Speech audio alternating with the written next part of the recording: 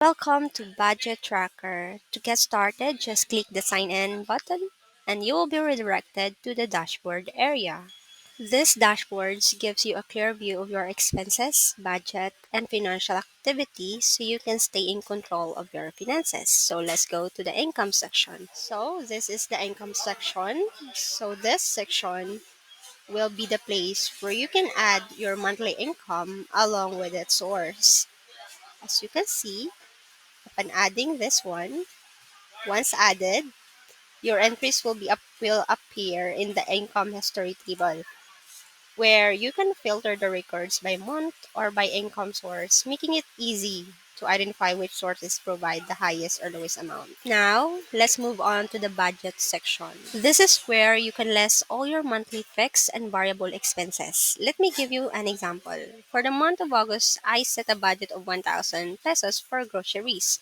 After clicking set budget, your budget entries will appear in the budget overview table, where you can filter them by month and by category.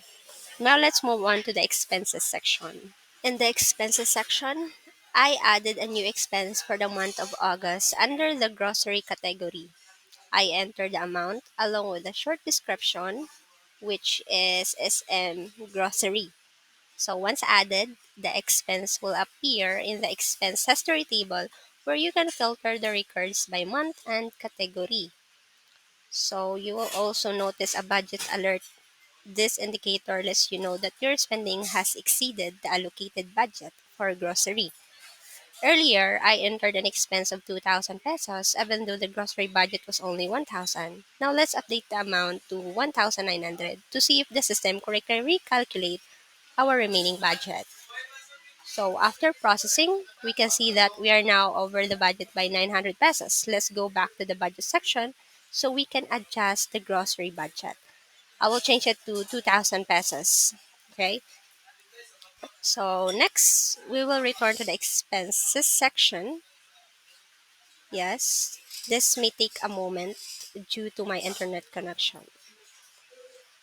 Okay, let's wait for a moment. Okay, so as you can see, we now have 100 pesos remaining in the grocery budget since we already spent 1,900. All right, now let's move on to the report section. So this section includes filter options by month and by year, allowing you to review your past financial records with ease. You will find an income breakdown by source and an expense breakdown by category. You can also download a PDF report if you want to save or print your data. So that's all. Thank you for watching this walkthrough of my budget tracker.